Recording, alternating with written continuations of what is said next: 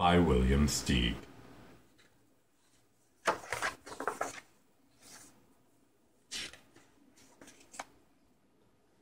Dr. De Soto, the dentist, did very good work, so he had no end of patients. Those close to his own size, moles, chipmunks, etc., sat in the regular dentist's chair. Larger animals sat on the floor, while Dr. De Soto stood on a ladder. For extra-large animals, he had a special room. There, Dr. De Soto was hoisted up to the patient's mouth by his assistant, who also happened to be his wife. Dr. De Soto was especially popular with the big animals. He was able to work inside their mouths, wearing rubbers to keep his feet dry, and his fingers were so delicate, and his drill so dainty, they could hardly feel any pain. Being a mouse, he refused to treat animals dangerous to mice, and it said so on his sign. When the doorbell rang, he and his wife would look out the window. They wouldn't admit even the most timid-looking cat. One day, when they looked out, they saw a well-dressed fox with a flannel bandage around his jaw.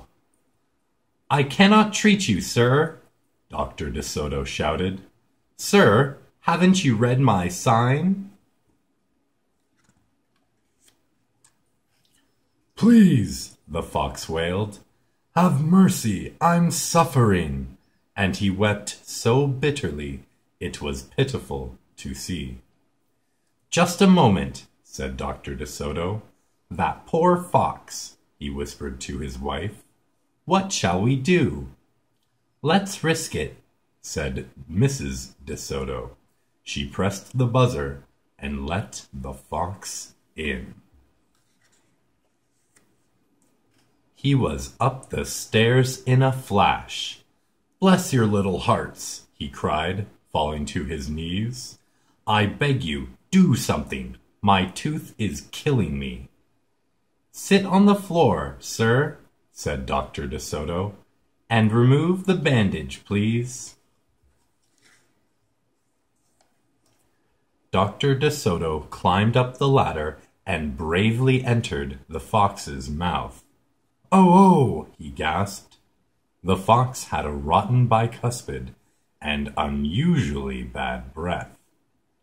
"This tooth will have to come out," Dr. De Soto announced, "but we can make you a new one." "Just stop the pain," whimpered the fox, wiping some tears away. Despite his misery, he realized he had a tasty little morsel in his mouth, and his jaw began to quiver. "Keep open," yelled Dr. De Soto. "Wide open," yelled his wife. "I'm giving you gas now," said Dr. De Soto. "You won't feel a thing when I yank that tooth." Soon the fox was in dreamland. Yummy," he mumbled. "How I love them raw, with just a pinch of salt and dry white wine." They could guess what he was dreaming about. Mrs. De Soto handed her husband a pole to keep the fox's mouth open. Dr. De Soto fastened his extractor to the bad tooth. Then he and his wife began turning the winch. Finally, with a sucking sound, the tooth popped out and hung swaying in the air. "I'm bleeding," the fox yelped when he came to. Dr. De Soto ran up the ladder and stuffed some gauze in the hole. "The worst is over," he said. I'll have your new tooth ready tomorrow. Be here at 11 sharp." The fox, still woozy, said goodbye and left. On his way home, he wondered if it would be shabby of him to eat the De Sotos when the job was done. After office hours, Mrs. De Soto molded a tooth of pure gold and polished it. "Raw with salt indeed," muttered Dr. De Soto. "How foolish to trust a fox." "He didn't know what he was saying," said Mrs. De Soto. "Why should he harm us? We are helping him." "Because he's a fox," said Dr. De Soto. "They're wicked, wicked creatures." That night the De Sotos lay awake worrying. "Should we let him in tomorrow?" Mrs. De Soto wondered. "Once I start a job," the dentist said firmly, "I finish it. My father was the same way."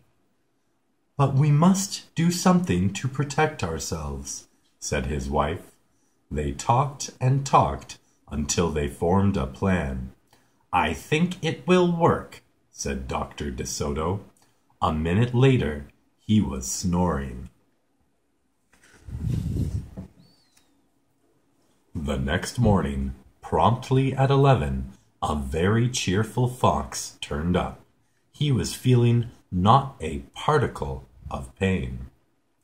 When Dr. De Soto got into his mouth, he snapped it shut for a moment, then opened wide and laughed. "Just a joke," he chortled. "Be serious," said the dentist sharply. "We have work to do." His wife was lugging the heavy tooth up the ladder. "Oh, I love it!" exclaimed the fox. "It's just beautiful." Dr. De Soto set the gold tooth in its socket and hooked it up to the teeth on both sides. The fox caressed the new tooth with his tongue. "My, it feels good," he thought. "I really shouldn't eat them. On the other hand, how can I resist?" "We are not finished," said Dr. De Soto, holding up a large jug. "I have here a remarkable preparation developed only recently by my wife and me. With just one application, you can be rid of toothaches forever. How would you like to be the first one to receive this unique treatment?" "I certainly would," the fox declared. "I'd be honored." He hated any kind of personal pain. "You will never have to see us again," said Dr. De Soto. "No one will see you again," said the fox to himself.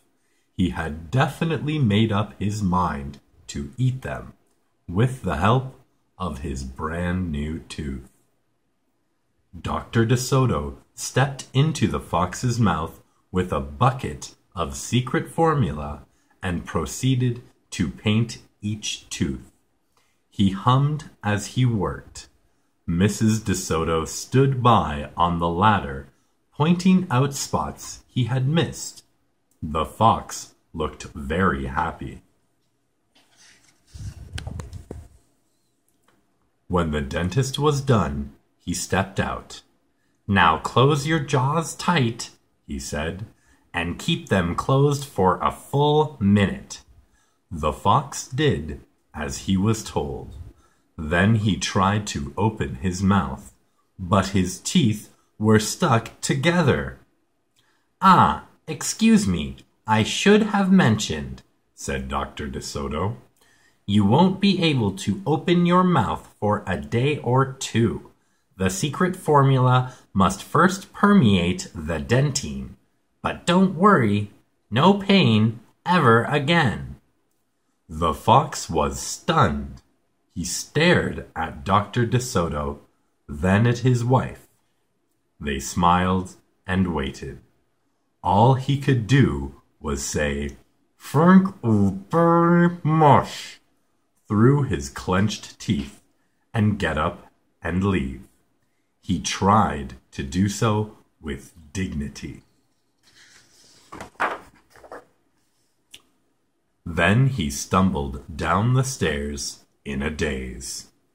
Dr. De Soto and his assistant had outfoxed the fox. They kissed each other and took the rest of the day off.